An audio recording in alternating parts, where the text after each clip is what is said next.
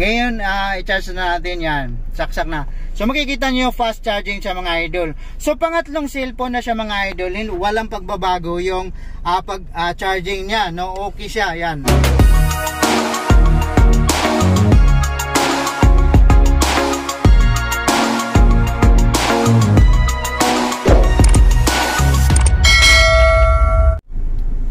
Magandang araw sa inyo lahat mga idol at welcome muli sa akin channel.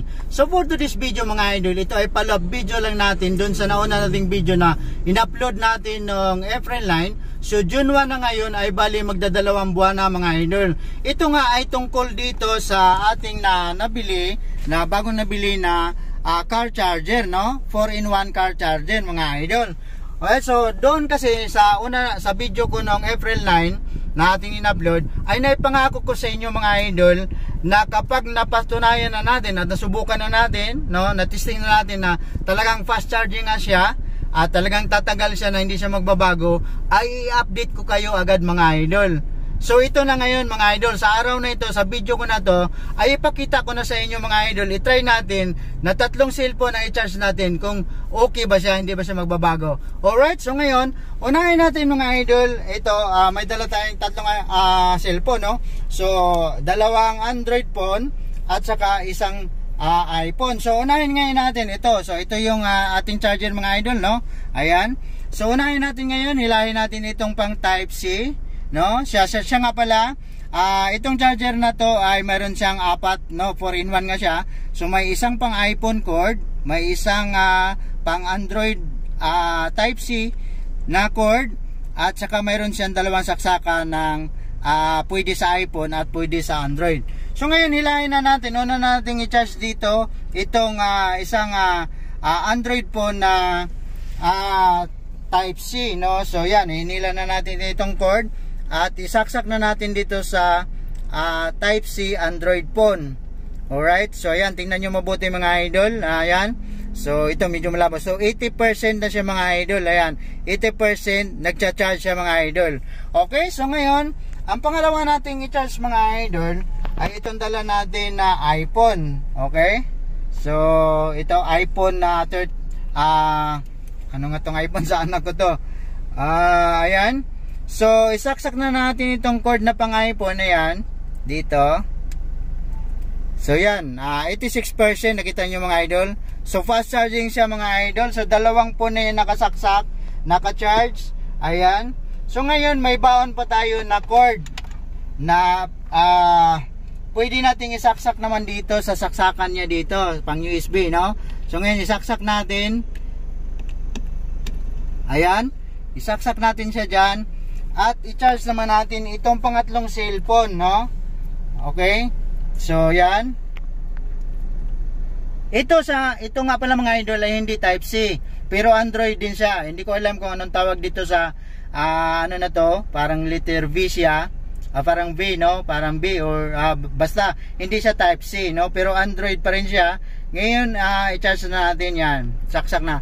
So, makikita nyo fast charging siya mga idol. So, pangatlong cellphone na siya mga idol. Walang pagbabago yung charging niya, no? Okay siya. Yan. O, tatlo. Dito na natin ilagay. So, ayan mga idol. So, itong charger nga ito mga idol ay nabili natin to sa online, no? Sinearch lang natin. At yun nga, wala siyang pangalan, no? Makikita nyo dyan mga idol. Ito lang yung pinakano niya, 4-in-1, no? Charger, no?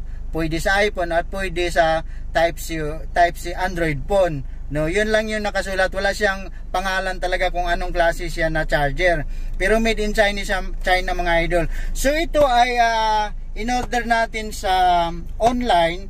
At ang halaga nito mga idol ay ang halaga niya ay 560 kasama na yung delivery charge, no? So ganun siya. Okay to para sa akin mga idol at pwede ko na i-recommenda sa inyo. Gawa nga na magdadalawang buwan na siya mga idol, ay talagang okay pa siya mag-charge. Walang pagbabago, fast charging siya. At yun nga, kahit tatlo cellphone o dalawang cellphone na naka-charge dyan, nakasaksak, ay okay pa rin, hindi nagbabago. Hindi katulad ng mga nakaraan natin na nabili na wala pang isang buwan, nagbabago na, nawawala na yung fast charging niya, bumabagal na hanggang mawala na, ayaw na niya mag-charge. So ito ay garantisado at na-try na natin personal na talagang fast charging siya at maasahan siya, matibay, tatagal siya mga idol. Ayan. So sana itong video ko na to, sana ay makatulong sa inyo, sa ating mga idol dyan, sa ating mga kaibigan dyan na hanggang ngayon ay naguguluhan pa rin at hindi pa rin sila makakita ng magandang car charger. So ito na isa sa ma-recommenda ko sa inyo mga idol. Maganda to mga idol. Fast charging siya at medyo matagal na hindi pa rin siya nagbabago. So sulit siya mga idol. Ayan. So sana makatulong ako sa ating mga kaibigan dyan na yun nga, hindi pa rin nakakita ng magandang car charger. Alright, so ayun, maraming salamat sa inyong panonood sa video ko na to. At sana wag niyong kalimutan na i-share, i-like, at syempre sa mga hindi pa nakapag-subscribe sa ating channel, paki-subscribe naman at paki-pindot na rin ating notification bell para maging updated kayo palagi sa ating mga bagong upload. Okay, so hanggang dito na lang. Maraming salamat po sa inyo. Bye bye and God bless po sa inyong lahat.